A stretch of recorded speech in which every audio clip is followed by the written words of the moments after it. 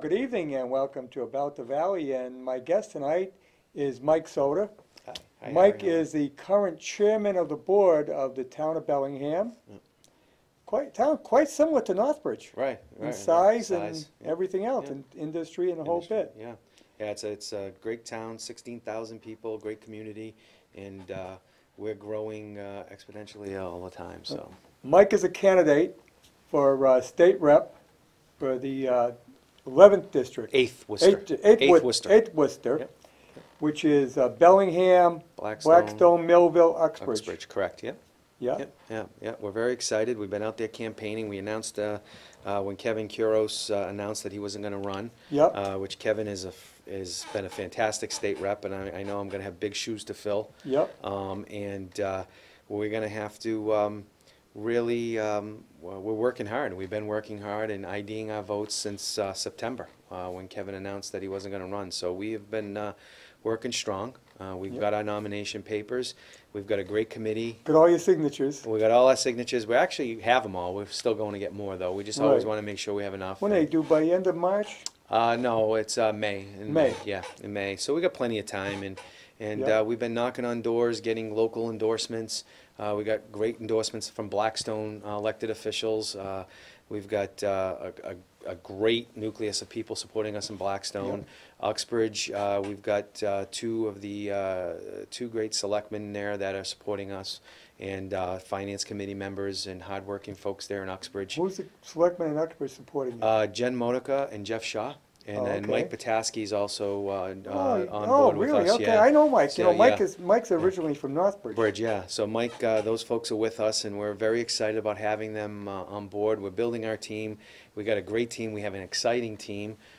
People who haven't really been involved in politics before. I mean, that's the exciting part about this. Right. And they're eager to knock on doors, make phone calls, do mailers, and it's great. We've got a great nucleus of people, and we're excited about it. And I have a great track record. Right? I love talking about a track record, and I love serving the people. I love serving the community. That's why you run for these offices. You don't let your egos, and you don't run for your ego. You run to serve the people. Well, the thing is, if you have never run for office, you don't know. It is a lot of work. Yes. I mean, a lot of work. Yes, it is. Yeah. And even serving, Yeah. when you get into office, they say, oh, what, they only go to Boston 3 days out of the week. Let me tell you, it's not going to Boston. It's everything you do other than that. Right. It's the time you got to spend out in the district. It's going to meetings at night, on weekends. Right. And finding out what the problems are and then trying to resolve them. It's a lot of work. It is a lot of work. But you do it out of love. I do it out of love and compassion for Yep. serving people. And I've, when I ran in 2011 for selectmen, people everybody asked me, when I was knocking on doors and asking, people said, why do you want to do this job? It's a thankless job. And I said, I've always said that. But I want to give back to the community. It's Yep. it's something that I enjoy doing. I want to do. I really enjoy helping people. I mean,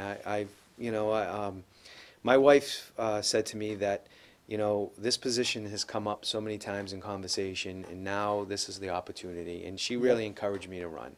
And, Well, that's important, yeah, absolutely. You got to have Absolutely. you got to have your other half backing you, because if they don't, Right. you're never going to make it. Right. Because here again, you're not going to be home a lot. Right, exactly. Yeah, you're not going to be home a lot, and she knows. One of the things we made a commitment to is Yeah. that we're going to, And you got a little daughter at home. I got a little 7-year-old little girl who we cherish and love so Yeah. much, that is very special to us, and we enjoy her every day, and she loves that her father's involved in all kinds of different things. She But gets it's excited gonna- about it. It's going to put a lot of time on Casey raising her, because you're going to be out busy. Yeah, absolutely.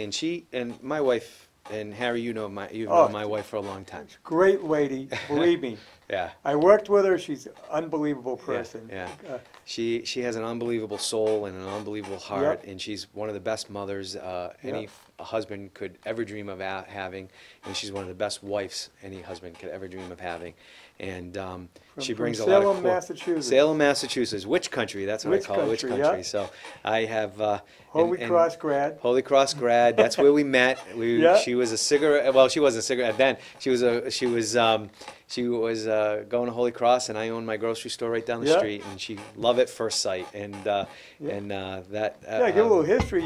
You married, and you ended up on up on, Holy Cross Hill, College Hill. College Hill. College I'm Hill. trying to We think bought a of- house the up col- there. yeah. Yeah, very very small home. Our first home. We got Yeah. married in '98, and we Wow, took that our was wedding fun. money. Yeah, our wedding money, and we bought our first home together. It was a Yeah. home that I used to deliver newspapers to because I was a newspaper delivery boy Yeah, in you're that a Worcester neighborhood. guy. I'm a Worcester guy. I grew up in there. I grew up in Worcester.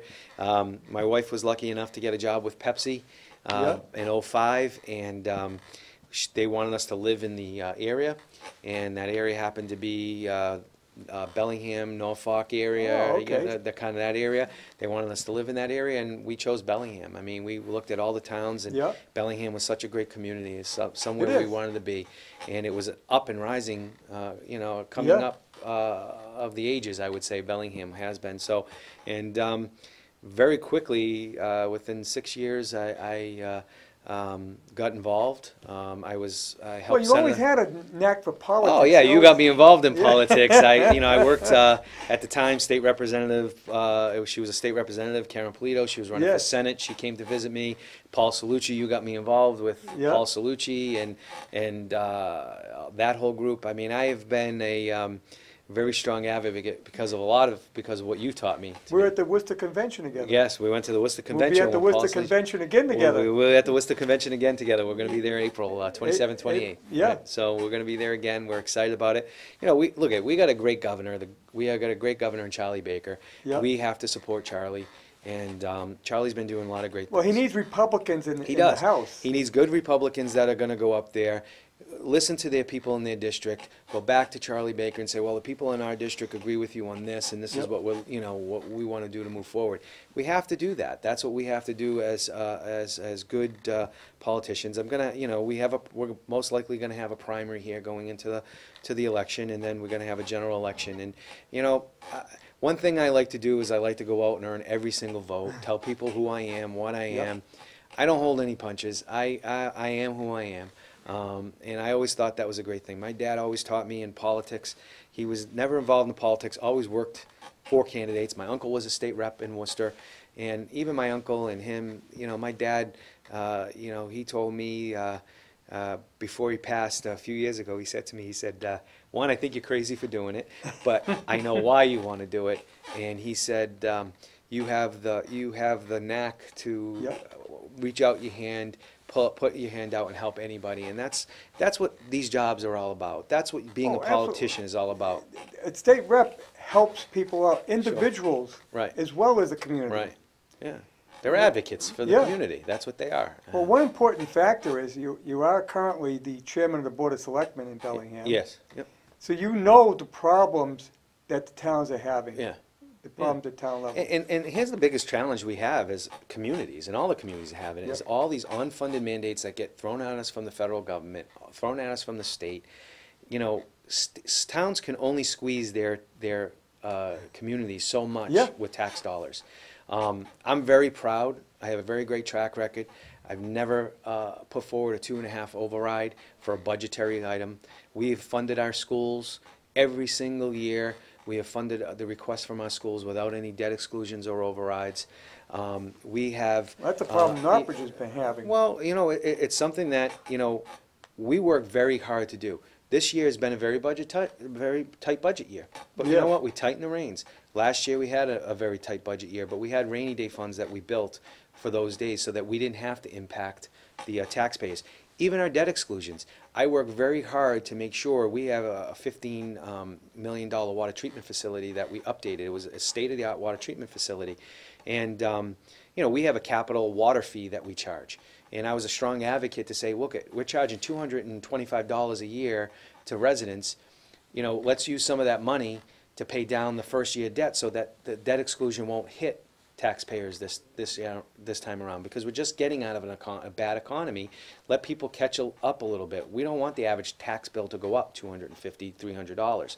So let's use some of that money that's in our capital and water fee to pay down that debt exclusion. So I helped introduce zero-based budgeting into our towns. We start at zero and build our budgets like we do in the private sector, Harry. Right. And that's what you Exactly. do. So I'm proud to sit here and say we funded our schools over the last 6 years that I've been on the Board of Selectmen. I've been a strong advocate to fund our school education system, close to $4 million, and that didn't come with overrides. I have the experience. I have the experience of the private sector. I have the experience of being in my own business. I have the experience of working with town budgets and getting things done. And I know when I go to Boston, I could put that same work ethic in to fight for the people of Bellingham, Blackstone, Millville, and Uxbridge. And that's what I'm going to do. I'm going to be a strong advocate, and I'm going to be a strong voice. You know, some people say, well, you're going up there as a Republican in a Democratic-controlled, House. You know what? You're right. But some of my best friends are Democrats, and you know what? We can sit down and we can talk and we negotiate. You tell me where you stand on issues, I tell you where I stand on issues, and we try to figure out ways that we can help each other's communities out. Because that's what being a state legislator is all about. Well, you go up there as a Democrat, all you're going to do is toe the leader's line. Absolutely. Because Absolutely. he's going to tell you which Right. way it goes. Absolutely. You have no choice. Whereas going up there as an opposition, you can say, no, we don't agree with that, Right. and make noise about it, and maybe things can get changed. Right. Yeah. And you know, I'm a strong family values guy, and I firmly believe that, you know, we got to start taking the strain off the families. We Yeah. are straining the families so much in our district. We're a very blue-collar district. We have hardworking men and women in our district, Yeah. and everybody's working either one or two jobs. Husbands and wives are working one or two jobs each, you know, and we're squeezing people so much. We cannot do that anymore. You know, everybody feels that Republicans are these rich people. Let me tell you, It's the opposite. we're not the rich people. Let me tell you who I am as a person when I grew up. My father raised us, we 6 of us, in an apartment. My dad worked 2 jobs. He sold insurance in Worcester, and then he went to go work a bartending job. My dad got laid off. My mom, who didn't have a high school diploma, jumped right in and went to go work. At the time, it was All America Insurance, got a job, educated herself, got through, and worked her way up just so that my dad could take the pressure off my dad. Yep. And give us health insurance and help put me through college and help me put me through school and help my brothers pay for their weddings and do the things that families do for each other. Right. I know what that is every day. I know what it's like Helped you to get into struggle. business. Of course it did. I know what it's like to struggle paycheck to paycheck. Yeah. I know what it's like to own a business. I opened up a business at the age of 21. You know that. Yeah. I opened up my own grocery Working store. 7 days a week. 7 days a week, 16 hours a day. I had a great, an exciting time, and it was a great experience. And then, you know, I had to take 5 steps backwards when I sold my store. And I took 5 steps backwards because I had to go work for another company. I wasn't working for myself anymore. I wasn't afraid to do that. Yep. But I did it, and I worked my way up.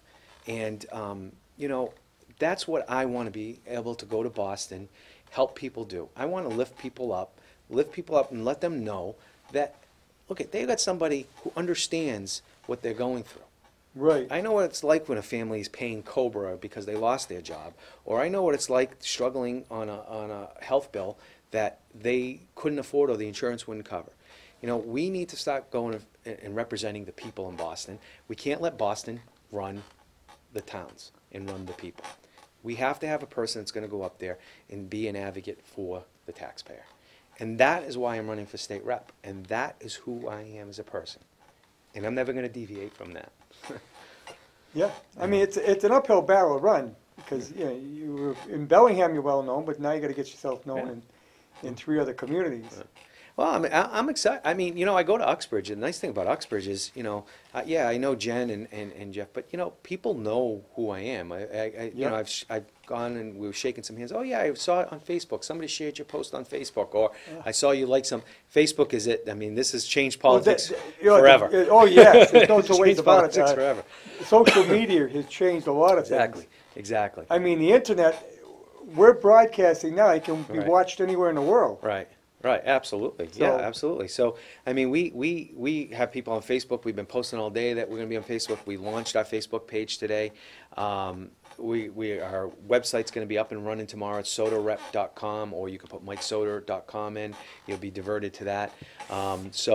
We got that up and running. Saturday, we're got a great event going on at the Millerville Men's Club in Blackstone. We got a great response for that, so we're excited about that on Saturday night. We've getting everybody rallied up and ready to go. We've had more people volunteer step up and volunteer for our race, which is exciting. Like I said, these are folks that have never been involved in politics that are, excuse me, stepping up. We go to Blackstone. We're campaigning in Blackstone. We're campaigning in Millville. You know, we're gradually building our support. We're excited about what we're doing. Everybody in Bellingham is very excited that I'm running. I have a track record there. You know, I always say you're going to find some people who don't agree with you. But well, that's always going to be the case. There's always going to be that. But the piece that I would tell people that one thing people will say about Mike Soter if you ever walk through Bellingham is they'll tell you, he tells you what he thinks, and that is what he's going to do. You know, and most people would appreciate knowing what you really think. Exactly. Don't sugarcoat it. Don't tell me something else that's not true, Right. just to make me happy. Right. I want to know the truth, and I want to know Right. how you really feel. Right. And they'll respect you more for it. And you Right. might even vote for it, even though they don't agree with you. Right. Because Exactly. they respect the fact you Exactly. told them the truth. Exactly. You know, I remember campaigning first time for selectmen, and you know, people always say, "Oh, tell me what you're going to promise me, and you're never going to keep those promises." I kept every promise that I made when I ran. I made every promise I made. I kept in line with the budget. I kept in line with overrides. I invested in the schools. I built. I was a strong advocate. Put in motion. Put a plan in place. Everybody for the years prior, I would say for the first 8 years prior to me getting in as a selectman, everybody talked about a new police station. Fought about a new police station. Can't get it done, can't get it done. Within our second year, I had the money to put the police station in motion with a design. Year 3, we built that police station on time, under budget, I'll tell you, without an override. That's a nice police station. It's they a got- very they nice got in police station. Bellingham. Because, you know, you got to think like you are in the private sector. Yep. Everybody wants to build the Taj Mahals. But you have, in this day and age, you don't have to build I'd say these Taj Mahals, because you don't have to. I mean, Right. the technology is so much different today. Everything's so much more compact. You build good structures, and then you can expand it. It's like when you buy a house. You buy a Right. house with good bones, you expand it afterwards. You don't have to put all your money and everything. You can be fiscally disciplined and do the right thing. And that's what we have done in Bellingham. I'm very proud of it. I'm very proud of our track record. I really am. Well, you know, one of the things we're up against when you're doing any municipal building is the prevailing wage. Absolutely. Yep. It doubles the cost. Right. It does. It does. It restricts you a lot. It does restrict you a lot. But I mean, you know, when you look at plans, and when you come in with a business acumen into some of these public sector positions, you look at how the forefathers have set you up, whether pieces of land that the town owns and things that you can do for funding and funding mechanisms. One of the things I always mentioned was that when I got in there, I was going to look for ways to pay for different things without raising taxes. So that's what we did. I mean, I fought against the water capital fee because I thought it was too high. I got outvoted. But those are things that I felt that we could have done it differently. Yep. But in hindsight, the money's there. But now what we're doing is we got the support, and we're utilizing those capital fees to keep the debt exclusion down so taxes won't go up for folks. We have a high population of seniors. I always say this when I go into town, or I'm in any senior center throughout the district, and I've been doing this throughout Blackstone, and I say it in Bellingham, but I've said it in Blackstone, Millville, and I've been in a few places in Uxbridge, and I said the same thing. Seniors are the backbones of the community. Many seniors have lived in these communities for 20, 30 years of their whole life. Well, a lot of them for 60, 70 years. They've raised their kids in their homes, they've Yeah. paid for their homes, and now they're either getting squeezed with property taxes and things like that. We cannot keep putting things on them. So one of the things I've always advocated for is we have a strong senior tax work-off program to help seniors who want to continue working, continue working. We went, during my tenure, we went from $750 to $1,000. We also added veterans. We just went to $1,000 in Yeah, Northbridge. we added veterans, because you know what? Yes. We have great resources, and veterans and seniors are our backbones of our community. I always say they're the folks that built the Well, a lot of foundation, and it's seniors up that to us to take it and help build Yeah. upon it. Yeah, well, a lot of seniors that are retired from their work and can't really find anything else to do would love to work for the town a few hours a week for something to do. Right, And they can work off $1,000 off their tax bill, right. which in some cases could be is a good chunk. Exactly. You know, you know, I have my track record is my track record. It's a record. It's a public record. And the biggest thing that I'm proud of, when you look at the Metro West, is a Metro West report that came out that shows Bellingham is the lowest property taxes. We spend just as much as all of our competitors do in our Metro West area in schools. We have an effective asset management as far as how we manage our assets and how we manage our debt. We have that all under control. And that's what I want to, that's the message I want to get out to the other communities, Bellingham and, you know, Blackstone, Millville, and Uxbridge, is that I have that track record. I know how to do this. You're going to send somebody to Boston who has the experience, not somebody that is going to go to Boston and let Boston dictate what they want to do. Right. They want you to do. That's not who I'm going to be. I'm going to be voting for the people in my district. I'm going to be supporting the people in my district. That's why I'm going there. That's why people like Senator Fatman are so successful, because he does support his district and he fights hard for his district. Yes, That's he why does. Kevin understands his district and he fights hard for his district. Those are the types of things that when I get up there, I'm going to certainly have conversations, and I've had conversations. I've signed community compacts with Karen Polito. Karen Polito was always another person who got me involved and excited in politics, especially Worcester politics. And I always say to her, and we laugh about it because our families do go back a little ways, and it's just she's a wonderful advocate for the Central Mass Yes. Worcester County area. Yes. And I'm going to love working with Karen Polito, because I think Karen Polito knows, because she started as a select woman, and then now she's lieutenant governor. She was a state rep. She understands it. And someone like myself, who has been in the private sector, who has run for selectman, understands what needs to be done and what needs to be done up in Boston. You go there every day, you do what your job is, and you come home and you come back and you tell your constituents what you've done so that you can advocate for them and tell them, and they can know that they have somebody that's advocating for them. That's who I'm going to be, Harry. And that's, you've known me for long enough to know. Oh, yes. I don't hold any punches back. No. I don't. No, I mean, like I say, it might affect that you're even running, because that's a tough part of the job. But then going there and dealing with those people in Boston, Right. who, and if you don't get into politics, you wouldn't realize Boston is very central to politics. They think everything's around them and nobody else. Right. I was just watching a thing about the building of the Blackstone Canal, and the people in Providence, read by John Brown, who was Brown University, who was a merchant, said we have to build something to get these goods from the inland down into Providence and get goods from around the world up into the inland. Mm-hmm. So they built the canal, and they built it up to the Massachusetts border. Then they couldn't get the state legislature in Massachusetts to continue it, right, because they said, no, we can't have one going to Boston, because then to Providence, because Boston will end up being a fishing town only, right, which is not true. But they were so, and it hurt commerce for years in Central Mass, because they wouldn't do anything. Right. Right. And they still do it that way. They still will not. We're orphans out here. Right.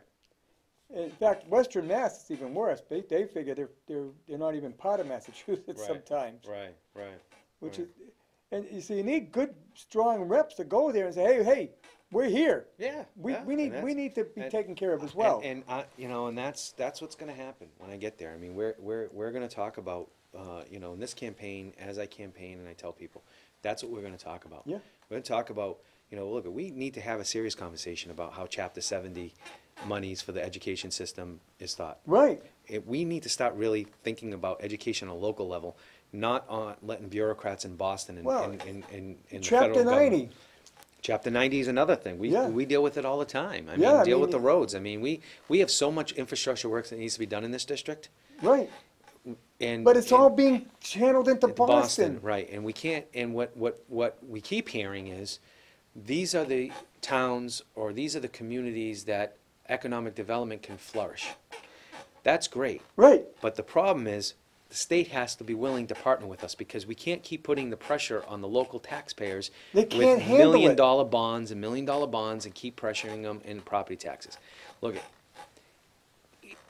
Boston will tell you, just charge more in property taxes. You don't charge enough in property That's tax. what That's they what they do. tell you. They keep squeezing us. They want us to squeeze people locally. I'm not going to have any of that because I personally think we have enough money coming into Boston. We just need enough legislators to realize that you need to budget like everybody does in their home. Yep. Budget what you're going to spend money on, what's essential to run our government and run our needs. We need serious infrastructure work in this district. If we're not going to get serious and talk about that, then, you know, I don't know what the state's going to be thinking or how towns are going to be able to finance it. Because you have so many unfunded mandates and everything else that come down from the state. That's the big problem. And Into the it's school department. it's crazy. Into other crazy. sections of the, It's crazy. yeah. And when you get on education, the other thing they have to have a serious talk about in the education system, because it squeezes, and I talk to the superintendents, and they say it all the time.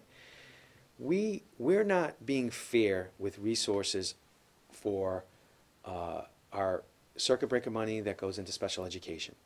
We're not being, I think we're neglecting special education because what we're doing is we're wrapping everything all in one and we're squeezing the education system. And I think the state really needs to have a serious conversation about how special education is affecting local communities. You're the first one to and the bring funding. that up that I've talked to, and I've talked to a lot of people running for office.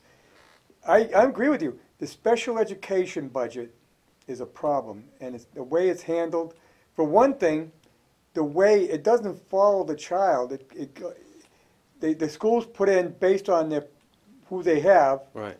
If that child moves to another community in the middle of the year, that money stays where they were. Or it doesn't go over where Doesn't they go- were. yeah, It so doesn't now- follow them. So yeah. if somebody comes into Bellingham, it happens to us all the time. Yeah. Something falls, You and could that come is up with not, that cash. and that is not fair for a child in special education. No. Because And especially we're if it's a trying- severe case, right, where absolutely. they're probably being And bused that's- somewhere or and, something. You know, special education is near and dear to my heart because I just think that some of the things that we do is we keep squeezing and squeezing things that the state wants to mandate Yep. onto the towns, but they don't want to put a funding mechanism in place They do that all the time. to really handle the problem. Right. And then what superintendents are forced to do is take it from the other side of the balance sheet, or the money on the other side of the balance sheet, to try to balance it out. And it squeezes and squeezes both ends of the educational spectrum.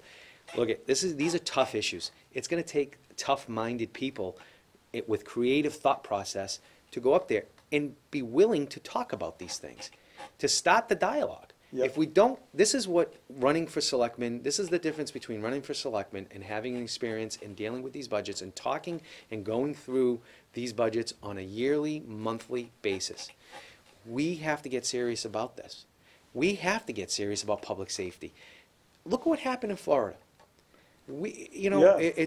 I'm all about the Second Amendment, and I'm all about the Second Amendment. But we really have to start. Everybody's now talking about the mandates. Nobody's talking about how they're going to fund those mandates, how the police departments are going to fund those mandates, and how the schools are going to be able to pay. How about enforcing the laws we currently have? Oh, absolutely. How about let's have a talk about mental health. Yeah. And I'm a firm believer that you should be able to, somehow there has to be a way that when there's some mental health issues with folks, if they own guns, there has to be some sort of a mechanism in place to investigate that or Hartley put that. Fox was passed in the early 70s, so that's about 40 years now. That's the mandatory 1-year sentence if you get caught with a gun and you don't have the right permits. Right. Never in the history of the bill, now about 40 years old, has anyone done time under that. Right. Well, the biggest problem with that is, you know what they're going to tell you, Harry? It's the overcrowding issue. They're going to say, they use it that's to bargain down. people and Yeah, things like and that. get, you know, But well- you know, we have to get serious about. We're living in a day and age. These small communities have to have the safety nets in place. Right. I'm not fear mongering in any way, but I think what I'm saying is, small towns are open targets because they're small. They don't have the resources as the large cities do. We have to get serious at a state level. If we're going to have a conversation about, we can have conversations and everybody can use their sound bites, but we have to have serious conversations about how we're going to make school safety. It's not about the taking of the guns away. It's not about that. What it's about is how can we make our schools safer? What can we put in place? Because unfortunately, we have to do that. Right. We have to do that. We have to have that conversation. And I think what's going to happen here, there is a national dialogue. And I think from the federal level, it seems like at the federal level, just from yesterday, looking at, the president with his bipartisan group of folks there, seems like they're starting to really put some dialogue together, and I think there's going to be a lot of federal funding coming into the states. I wonder how for these this. people get into the school. If you go down to Northbridge, you go down to high school, you can't get in the door unless they buzz you. Right. They can see you. Right. I mean, I doubt Bellingham lets people walk in. No, we don't let people walk in. So, I we mean, don't let people that's in. good We have security cameras. right there. Yeah, but I think a lot of times too is he looked like a student. He probably blended in like everybody else and went in. And I just think that sometimes complacency in this day and age. Yeah. Ever since 9/11, I've always had eyes behind my head. It's just a natural occurrence. Well, yeah. And so I just think sometimes complacency does set in a little bit, and there are bad people in this world, and there is everybody evil. has to. There is evil, and everybody has to recognize that there is a lot of evil, but we have to have a state rep that's going to talk about these things. That's how they're going to help their communities. No, I'm not trying to put you on the hot seat here, but how did Bellingham handle the marijuana issue now? So Tuesday, we have a special town meeting, a special election for a vote under the state law. We did allow grow, but we did not, we put out for ballot for clarification under the state law for dispensaries. So that's going to be Now, what about Tuesday. That's dispensaries or retail. Recreational. That's retail. Okay. recreational retail. Now, The vote will be on did it pass in Tuesday. the November election in Bellingham? It did, but what the So problem? now you're going to do it by ballot. We're gonna do it by ballot, and then we have to have a reaffirmed at You know, town you're meeting. exactly the same situation Northbridge is in. Yeah, we just want clarity. The Board of Selectmen under the law wanted clarity from from on the state law, that clarity about where we stand on it, because you get half the people who say, okay, I'm okay with the dispensary, I'm okay with the grow, but I'm not okay with the dispensary, retail, recreational. So we said, we just gonna let the people decide what they're gonna do. Under the law, that's what we can do, so that's what we did. I don't know what to think, because I'm very libertarian. Yeah, If somebody wants to get high and, as far as I'm concerned, they think smoking's bad for you, well, come on, you can't tell me that smoking marijuana is not gonna be bad for you. right. But I don't know how to go on it. I'm on the planning board, so we have a town meeting vote coming Right. up, and we're gonna have an election. We're gonna have to probably come up with a bylaw. Right. Well, you're gonna have to have under the law, I think you have to have an election, a special election, then you have to have a town meeting with the 2/3 to implement. You have to have both, yeah. Yeah, you have to have both. So we are gonna have both in March. thing is, though- I hated spending I hate to spend the money, but I think Right. it's under the law. You got no alternative. You have no And alternative. I think you really gotta hand it out to the people and say, what do you wanna do? Right. Yeah, of course. There's a lot of concern now, because it's not just marijuana for smoking, it's being used It's in edibles candies and things. and pastry. And that's where Harry, I have a little bit of a struggle with it, because I just don't know how that's gonna be controlled. It's just like alcohol, it's just like anything Right. else. It's trying to not feed into the children under the age and getting them involved in it. Well, my feeling difference between, when they say, you compare it to alcohol, no, you can't really, because I can have one beer, enjoy the taste of that beer with my meal. Mhm. You don't smoke marijuana to enjoy it with a meal, you smoke it to get high. Hi, yeah, I don't drink to get high. yeah, right, I have one drink. right, I'm not trying to get high. Right. There are people that do, right. but that's a different situation. Well, but here's where I have my kind of my libertarian view on it is, you've got veterans who definitely could utilize it because of the Medical opium purposes, I think it's great. I think There it does. are people that need it. that and I have have no I have problem. seen that where I think that medically, it has some advantages, especially for veterans coming home with There are people that many need to take issues. opioids. Absolutely. You got chronic Yeah, pain, and you're living with it, Right. believe me, you need something. Right, exactly. But here yeah. again, you gotta regulate things, you gotta, Right. and how do you go about it? That's Yeah.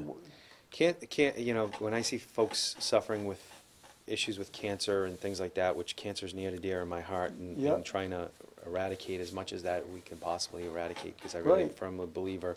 And, I mean, it helps, but- especially, as I Yeah, understand, it works marijuana well. does well with it. For Yeah. people who are taking, treatment, what do you call it? Chemotherapy. Chemo It treatment. helps with the vomiting, Yeah. it helps with the nausea, it helps with all God, that, that, yeah. you can be so sick from that. Right. Thank God they got something they can use. It's, Right. it's a godsend. Right, But that's a whole different ballgame. right, right. And I Because think, people that, like the guy that hit the state trooper on a Mass Pike right, was high at the time on marijuana. right, That's a problem with it. yeah. And we got that problem with alcohol. We're going to add to it now. I don't know what to think anymore. Yeah, I mean, Tuesday we have the vote, we're gonna see where it comes in, and then, you know. Oh, your we'll go election's from this Tuesday? Tuesday, I think Medway's having one, You're Milford has to early. redo No, it's theirs. a special election? It's a special election, it's So that's on the only Tuesday. thing on the ballot? Only thing on the ballot, one question. Oh, Yeah, see, yes means you want to restrict it, no means you don't want to restrict it. It's Oh. very opposite, We're but not it's doing how the special. state law We're going is. to save You're money. gonna do it on your general? Yeah. We have a town election in May, first Tuesday in May. Yeah, the reason we did it in March was because of the timing. There's a stipulation in the law. Yeah, well, you got to be You ready by had- November. Yeah, so we did it more for that and kept it. Well, as we're its able own to do it separate- in May. Yeah, And then they also talked about if we have to do it again, it would be on a general election, Right. which would be in November. right, right. So, I mean, we've got those big things coming up, and then we have we tabled our October special town meeting, which is all our capital improvements to March. Right. Because we reaffirmed all our cash through the DOR. We just wanted to make sure with a tough budget year, we just wanted to make sure we prioritized. Oh, so and- you're going to be able to So at postpone- 7:30, we, at the end of March, we'll have the reaffirm vote for the the special election, we'll have the zoning. Yeah. And then we'll have our regular special town meeting that we postponed from October, so. Oh, to vote on okay, all our you capital- postponed last Yeah, so we have October. kind of two town meetings and two town meetings Right. going on, so. Now, do you have representative town meeting? No, or we have a open. You have a vote. hard time getting people to show up? You know, during the budget, we do, but special town meeting in October where all the capital money is outlaid, it seems like we have a few more people show up. People show up to what they want to show up to. Yeah, it is tough. It is tough to get people to Well, go you know, to town. we're about the same, we're 15,000 population, you're about the same. Same, right, 16, yep. Yeah, and I said we better start looking at representative town meeting, and the reason is, we went from, I think it was 150 quorum, down to 50, just so we could have a town meeting. Right, Now, we probably average about 100 at a town meeting. Yeah. We just had a special town meeting for a solar issue, to be able to do an overlay for solar. Mhm. And we had 100 people, a little over 100 show up. But it's not, they don't seem, people just don't want to come out. right.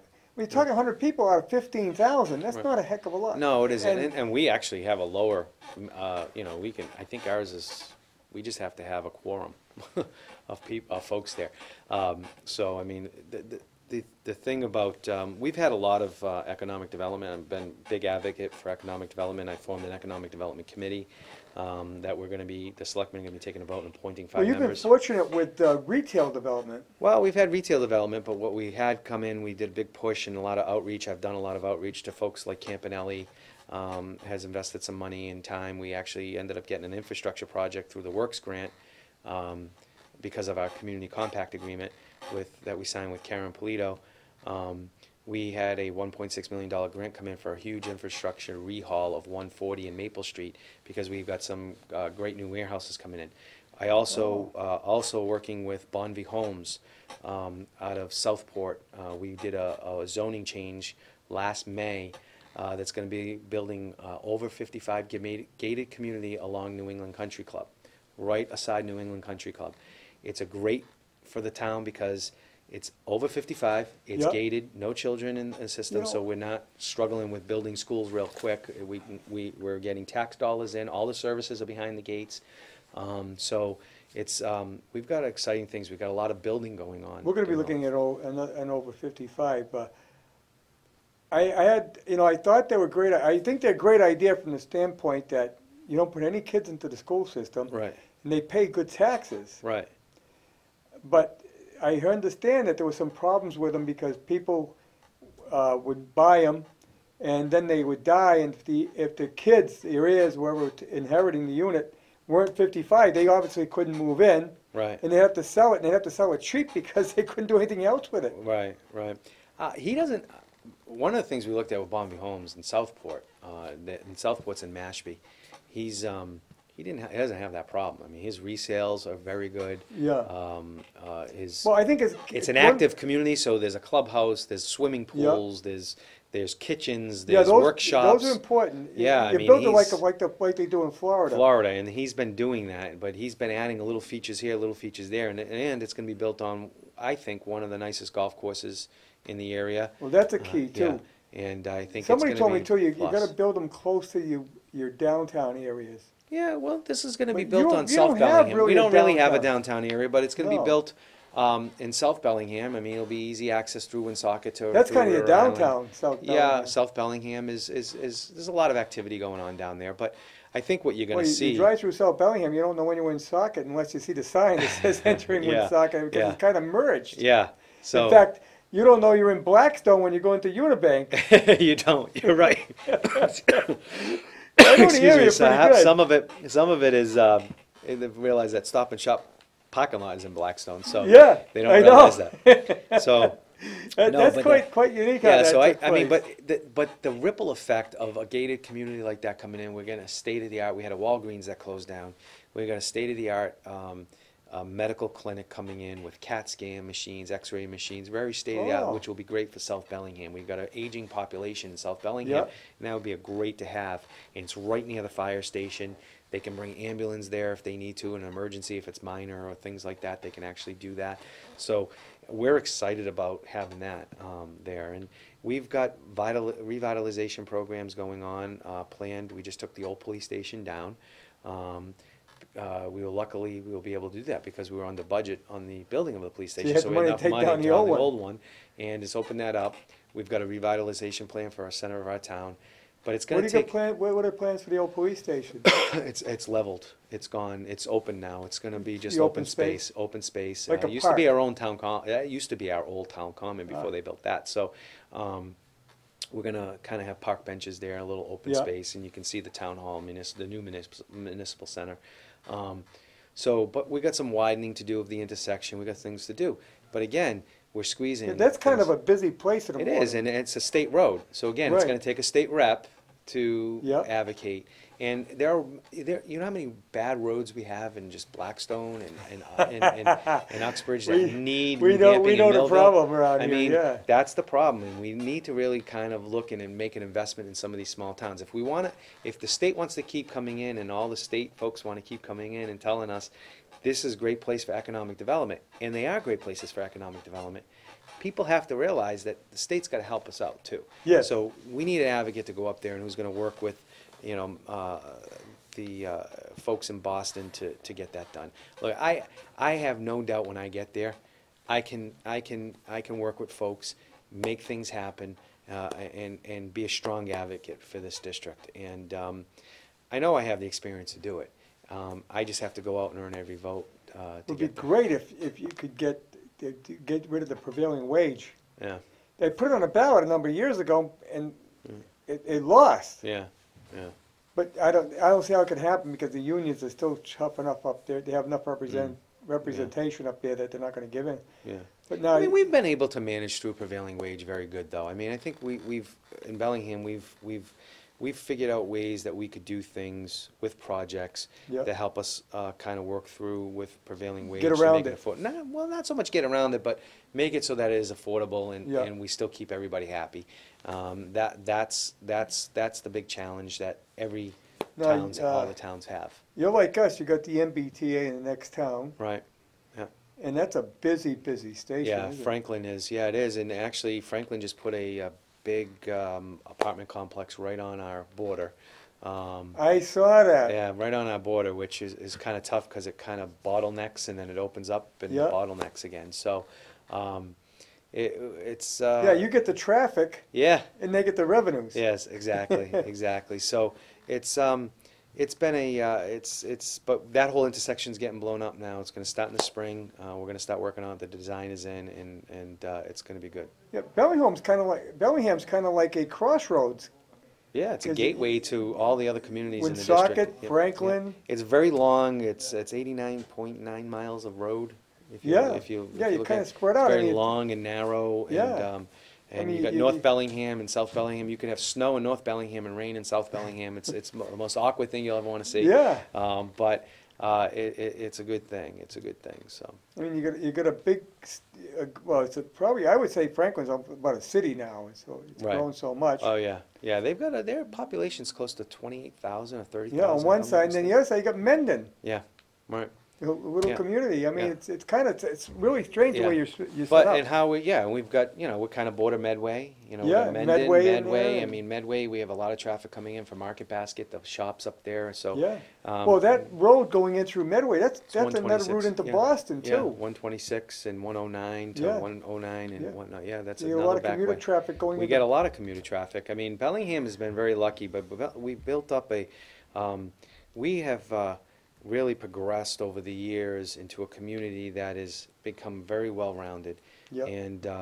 And the great thing is we have a lot of great businesses in Bellingham that support us, and it helps us keep our taxes low. And we have a tax split in Bellingham, so we keep our taxes around $14.75 per thousand for residential and about $21.65 for commercial. Oh, So it's very, very affordable.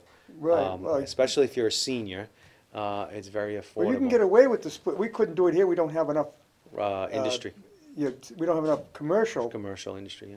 Yeah. Whereas you got a tremendous amount of Yeah, commercial. we do. We've It's in the south end, it's in Yeah, the north end, yeah. it's in the center. And the economic development piece of it, what we've done was, we did the power plants before I got to Bellingham. They did the power plants. The problem is, you got to keep, once you go down that road, you need to keep building upon economic development to keep the funding coming in. Because Yeah, what's now- going to happen, it's going to be a sticker shock to a That's lot of another people if thing. it stops. You have a location on the grid Hmm. that made the power plants a big factor. Right, Uxbridge has got a similar situation, but they turned one down. right. Went to Right. Borough. Now Burrillville doesn't want it anymore, and they're in that situation where they're near the grid. Right. But right. I'm wondering though, a power plant's going to be. It seems now that solar is the big thing. Well, solar is the big thing, and we're working on a great project right now that's right next to the power plants on the same grid line as the power plant. There was a solar that's going Right. to feed into. But you don't need to be in that location on the grid with solar. No, you don't. One of the things, the big thing that we have to look at as communities is storage.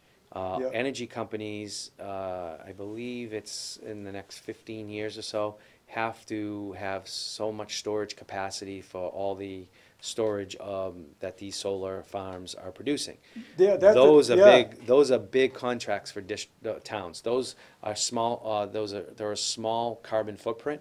Yep. And those are big revenue drivers for towns. And we have a location already picked for one that's near the power plant, on the same grid line as the power plant. Oh. So, and it's tied into Well, it's with going the to be an solar. important factor for the solar Yeah. to really be economical. Right, They're going to be able to have to store a lot of that power for Right. night use absolutely, absolutely. and for cloudy days and what have you. And Yeah. that is the future trend. Yeah. Because absolutely. I know the governor is pushing and his administration is to do away with as much fossil fuel as possible. Right. Yeah, and it's I just put solar on my house last year. I did too. I went through a little bit of a issue with it, but we put solar in, and so far so good. I mean, I unfortunately I should have bought it instead of leasing, not leasing it, but power purchase agreement that I did. Yeah. But it does, it helps. I mean, Well, I keeps- did that same power purchase agreement, Yeah. but it's not that bad. In the summertime, my bills are way down. Yep. One thing you don't pay to transmit. Right. When you buy it on the grid, you got to pay the supply of the power, but you Uh, also got to pay National It's Grid Right. for, Exactly. for transporting it to Putting- your house. yeah, right. Well, you don't have to pay that fee. Right. so Right. it brings your bill down. And one of the things we did in Bellingham, we looked for an aggregate deal so that we can negotiate the delivery cost for the town residents, so they could opt in or opt out. Ah, And so we just went through 1 year, we went through the first year of it, was at 8.9%. Unfortunately, it went up to 11.6, I think, this year. So the end of this year, we'll renegotiate that. oh, with National Grid? Well, we have N-Star and National Grid, we have both, so, Oh. but they both are the same. So Yep. they both are the same, that's part of our aggregate deal, so we've done that. We've taken advantage and look at every opportunity we can to help everybody in our community. And any of those deals that we can do that, we Yeah, go because for them. you can buy in, get a deal from one of these solar farms on your power to supply, but then you still gotta pay that transportation Yeah, charge. that delivery charge is what Yeah. kills people, and Yeah. I think what people don't realize is that when you look at your delivery charges, the bills, it brings your bill up to 25 cents per kilowatt. Yeah, You know, now I'm paying 11.9 cents per kilowatt total for half my energy. And right. the other half, I'm paying 24 cents, so. Yeah, so the um, savings you would get, you're losing. Exactly, exactly. So, but one of the things that, I'm a firm believer of it. I wasn't a believer of it, but then I got sold on it, and I became sold on it, and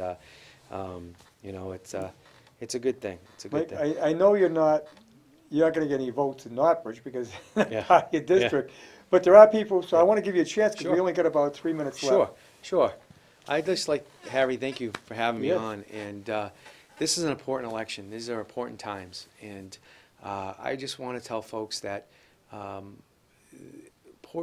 people run for political office. If you're running for political office for your ego, you're running for all the wrong reasons. If you're running to help the communities that you live in, and you're helping the communities that you want to represent, and you want a voice, I'm asking folks to come on with us, come join with us. We have a great campaign. We have a great message, a positive message, a message about our community, a message about who we are as a community. Someone who's always going to stand there, who's going to be loyal, who's going to be honest and dedicated to this district. And I'm asking you to go on Facebook. You can find me on Facebook, Mike Soter for State Rep. You can go to our webpage that's going to be up and running tomorrow. It's going to be soterrep.com, or you can go mikesoter.com. September 4th is the primary. It's a day after our Labor Day holiday, and I'm asking for your support. And then we can go up in November. We can win this election in November together, and you can have a strong voice that's going to go to Boston and be your voice for the 8th Worcester District.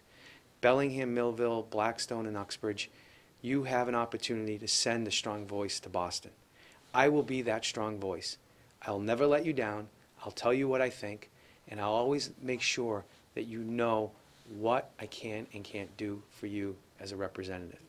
But I will work hard every day to earn your respect, even after I earn your vote, because that's who we need to be as politicians, and that's who you need to elect as your state representative.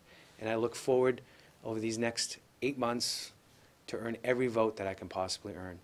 But I need your help, and I need you to come on board with me, and I'm excited about this journey, and I hope you'll come along for the ride. I appreciate your support, and thank you very much. I want to say, hello, Casey, I know you're watching. Okay. Harry's there, Yeah. Case. Harry's there. Thank you And- very and much, Mike, Harry. I appreciate thank you for coming in. Thank you. I and, appreciate the opportunity. Wish you all the luck in the world. Thank you. We'll see you at the convention. We'll see me at the convention in a few months. Thank And you. I will be back next week. My guest is going to be a young lady from the Green Plate, a new restaurant in town, and we're going to talk about eating real good foods. That's great. Sounds Yeah. good. Maybe The I'll Green come Plate, back. that's all, food that's good for you. Yeah, that's good. That's good. That's good. That's Okay. good. Excellent. Thank We'll you. see you next week on About the Valley. Thank you. Thank you, everybody. I gotta get that.